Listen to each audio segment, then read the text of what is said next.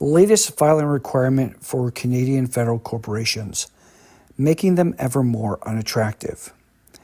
As viewers of my YouTube channel are probably well aware from my past videos assessing and comparing federal incorporation versus provincial incorporation in Canada, I am not a strong proponent of incorporating a federal corporation under the Canada Business Corporations Act. The most current enactment of Corporations Canada to require federal corporations, which are incorporated under the Canada Business Corporations Act, to file information on individuals with significant control, will make this avenue of incorporation ever more unpopular.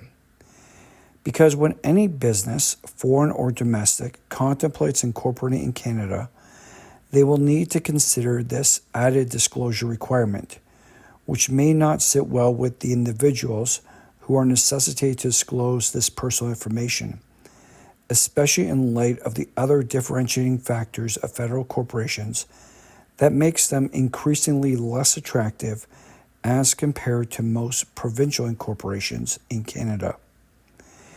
An individual with significant control is someone who owns or controls a CBCA federal corporation where that individual owns, controls, or directs 25% or more of its shares individually, jointly, or in concert with one or more individuals, has control in fact over the corporation without owning any shares, or meets a combination of any of these factors.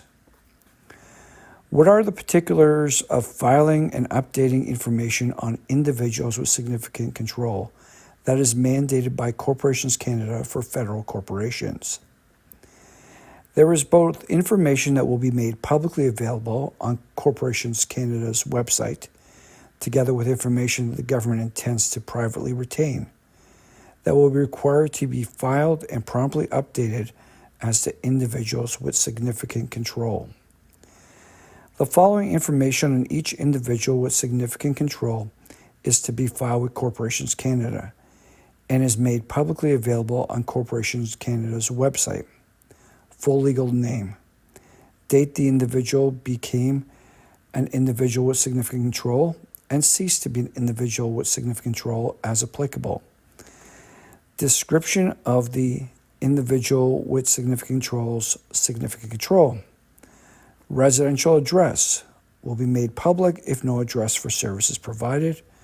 Address for service if one is provided.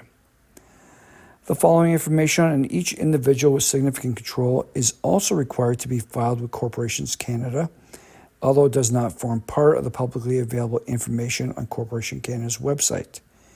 Date of birth, country or countries of citizenship, country or countries where the individual with significant control is considered a resident for tax purposes, residential address if an address for service is provided. Corporations Canada does note that information about an individual with significant control who is less than 18 years of age will not be made available to the public. The information will automatically be made publicly available when the individual turns 18 years old. Yet, how many individuals under 18 years of age are really in a control position? Given that this disclosure is in all likelihood intended to assist Revenue Canada in identifying improper tax planning and other illicit business activities. This is discernible from their further statement that Law Enforcement and the Financial Transactions and Reports Analysis Centre of Canada, FINTRAC, will have access to individuals of significant control information whether or not the information is made public.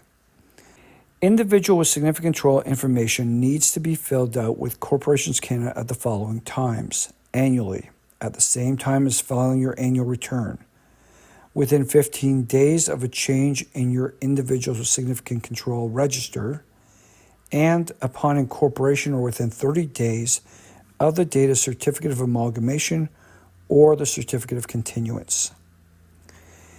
In turn, the consequences of not filing and updating a federal corporation's individuals with significant control information with Corporations Canada can be quite severe.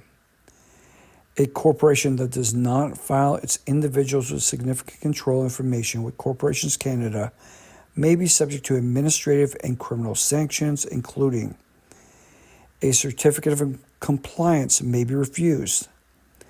The corporation may be administratively dissolved if it has not filed its individuals with significant control information upon incorporation or within 30 days of the date on the certificate of amalgamation or on the certificate of continuance.